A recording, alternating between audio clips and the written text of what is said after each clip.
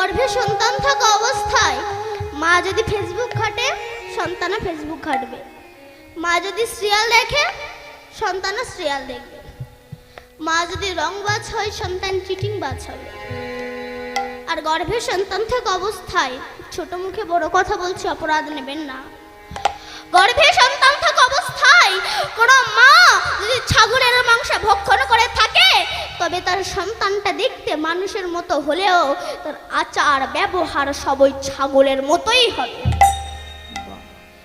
আর গর্ভে সন্তান থাকা অবস্থায় কোনো মা যদি গীতা পাঠ করে, তুলসী তলায় মঙ্গল আরতি করে, ভগবানের সেবা পূজা করে, তবে তার সন্তানটা কৃষ্ণ ভক্ত হতে বাধ্য হবে। নিতাই গৌর হরি বল। আচ্ছা মা, বলুন তো আমরা ছিলাম কোথায়?